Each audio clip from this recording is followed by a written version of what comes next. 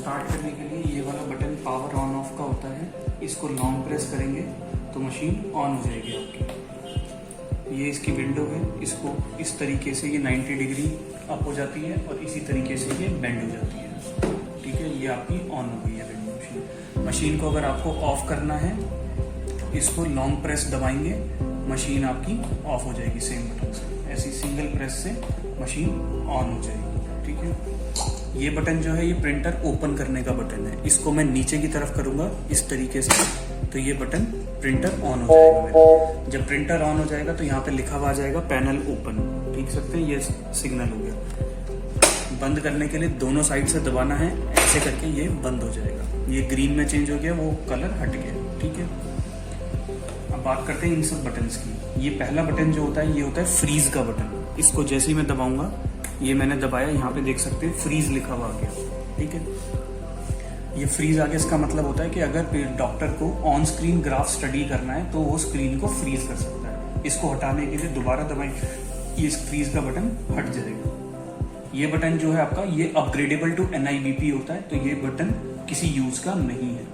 ये बटन जो होता है ये मार्क का बटन होता है। जैसे मैं कोई चीज करूंगा तो आपकी स्क्रीन पे एक मार्क आ जाएगा। आप ये देख सकते हो, ये एक मार्क आ गया। ठीक है, इसका मतलब ये होता है कि जब हम पेशेंट को मॉनिटरिंग कर रहे हैं, हो सकता है डॉक्टर कभी कभार या नर्स उसे एक्सटर्नल सोर्स ऑफ मेडिसिन देते हैं। जब भी हम मेडिसिन देते हैं तो हम ये बटन प्रेस कर देते हैं। इस टाइम पे हमें रिपोर्ट पे पता चल जाता है कि आपने कोई एक्सटर्नल सोर्स ऑफ मेडिसिन दी है, जिसकी वजह से रीडिंग अप भी जा सकती है और डाउन भी जा सकती है। तो सेम ये मार्क आपकी रिपोर्ट पे भी आएगा।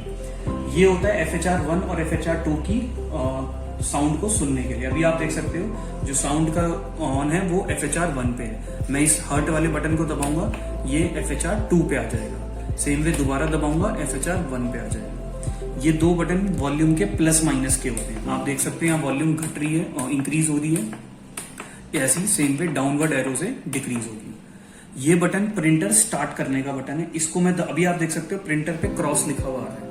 जैसे इस बटन को दबाऊंगा ये क्रॉस हट जाएगा और प्रिंटर स्टार्ट हो गया है। ये 3 सेंटीमीटर पर मिनट पेपर की स्पीड लिखी हुई है। ठीक है, अब आप देख सकते हो ये पेपर बाहर आ रहा है। अब मुझे प्रिंटर स्टॉप करना है तो मैं इसी बटन को दबाऊंगा, प्रिंटर आपका स्टॉप हो जाएगा। ये बटन होता है टोको की बेस रीडिंग दोबारा लाने के लिए। अभी हमने बेस रीडिंग 10 सेट करी हुई है।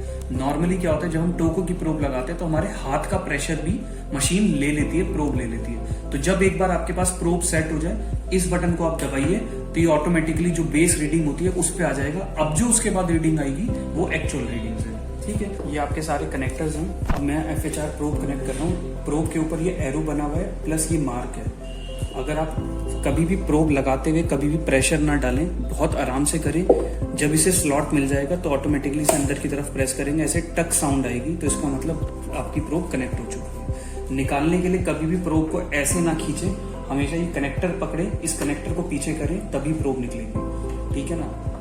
नॉर्मली क्या करते हैं, ये प्रोब्स को ऐसे खींचते हैं, कभी नहीं। जब भी प्रोब निकालनी इस कनेक्टर की साइड से पकड़े और इसे पीछे करें और ऐसे निकल जाएगी। ठीक है, सेम वे मैंने प्रोब्स कनेक्ट कर सकते हैं। अब आप देख सकते हो, ठीक है, ये FHR की रीडिंग्स आने लगी है यहाँ पे। ठीक है, ये FHR की रीडिंग आती है। 120 to 160 की लिमिट सेट कर रखी है हमने। जैसी 160 से ऊपर जाती है रीडिंग, मशीन आपको अलार्म देगी फॉर, अगर कांस्टेंट 15 सेकंड्स के लिए जाएगी। ठीक है ना। अगर उसके बाद नॉर्मल आ जाएगी तो मशीन अलार्म नहीं देती है। सेम वे अब आप देख सकते हो मेरे हाथ के प्रेशर से ये टोको की रीडिंग्स बढ़ रही है, घट रही है। तो नॉर्मली जब हम पेशेंट को लगाते हैं, अगर अब मुझे इसे ऑटो जीरो करना है तो अभी आप देख सकते हो 26, 25, 35 हो रहा है। मैंने इसे प्रेस किया, ये बैक टू 10 हो गया। ठीक है ना। तो ये फंक्शन है इस बटन का, ऑटो जीरो का। ठीक है, आप देख भी सकते हो यहाँ पे मैंने इस टाइम पे ऑटो जीरो करा है, तो ये सेटिंग्स बता देता है कि इस टाइम पे आपने जो रीडिंग्स करी है वो ऑटो जीरो है। ये आपका चार्जिंग का सॉकेट है, यहाँ पे चार्जिंग होती है।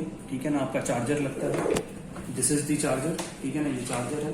ठीक है ना, ये चार्जर लगता है आपका। बाकी बेसिक है। ये आपका मैनुअल फीटल मूवमेंट का है, जो ये प्रोब में आपको बता रहा था, मार्क वाली। ठीक है, इसे इस प्रोब को प्रेस करेंगे तो आप देख सकते हैं यहाँ पे 1 लिखा हुआ आ गया और यहाँ पे ये मार्क आ गया। तो इस मार्क से पता चल जाता है, डाउनवर्ड मार्क से, कि इस टाइम पे बेबी ने मूव करा है।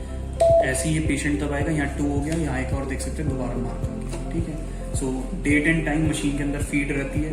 ठीक है, यही सेम आपकी उसके अंदर भी आ जाती है, रिपोर्ट के अंदर भी। ठीक है, हॉस्पिटल का नेम भी आता है रिपोर्ट पे।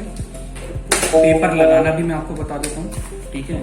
इस तरीके का Z फोल्ड पेपर आता है। कुछ नहीं करना, एक फोल्ड को बाहर लेना है, पूरा पेपर ऐसे रख देना है। हल्का सा पेपर हमेशा बाहर रहेगा, कभी भी पूरा पेपर अंदर नहीं रहेगा, हल्का सा पेपर बाहर रहेगा। जैसे ही बाहर रखा है, दोनों साइड से आप इसे प्रेस करें, ये लॉक हो गया, तभी प्रिंट आउट आएगा, वरना प्रिंट आउट नहीं आएगा। आप देख सकते हो, ठीक है। एक और चीज मैं आपको बता दूं, जब भी आप पेपर लगाएं, हमेशा एक चीज ध्यान रखिए, ये जो ग्रीन स्ट्रिप है ये हमेशा लेफ्ट साइड हो, यानी कि towards facing this power button. ये हमेशा लेफ्ट साइड होनी चाहिए। ग्रीन स्ट्रिप देख सकते हो, ये कभी भी इस तरफ नहीं होनी चाहिए। सेकेंडली, जो ग्राफ पेपर है वो अंदर की तरफ होना चाहिए, और जो प्लेन साइड है वो बाहर की तरफ होनी चाहिए, ठीक है। तो आपके इस तरीके से ये पेपर लगेगा। नॉर्मली उल्टा भी लग जाता है तो भी प्रिंट आउट नहीं आता। तो this is all about your foetal monitor, 7 inch foetal monitor.